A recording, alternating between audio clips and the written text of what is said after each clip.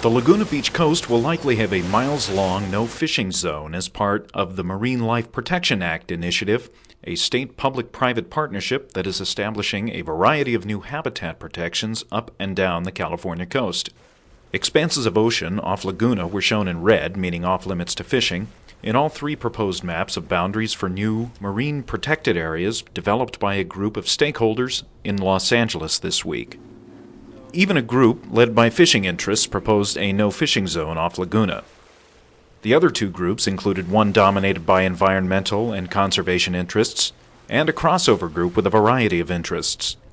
After further refinement by a Blue Ribbon task force, either one map or several maps with a preferred proposal is expected to be submitted to the State Fish and Game Commission for approval in December.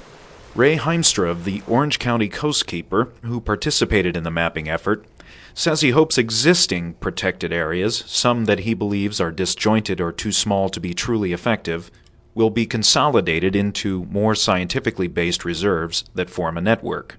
What we're really trying to do is establish some underwater Yosemites. Whether there are some special places where, on land everybody recognizes is very special and that we need to protect. And we have some of those special places here in Orange County, and we need to protect those too, so that in the future we have something that we can look back on and really enjoy.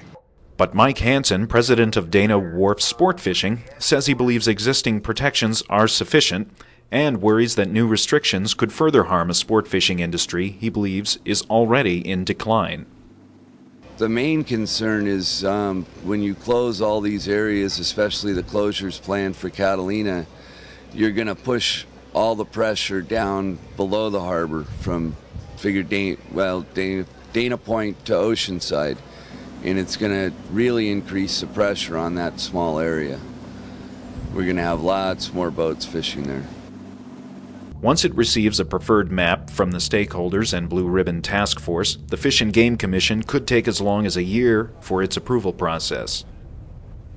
I think we want to get, a valid, really working set of MPAs that solidly protects the environment for the future. We really want to put something aside so that we have something solid for the future. There's just not much money in this business. You have to really love what you're doing to even be in it, because you're not doing it to get rich.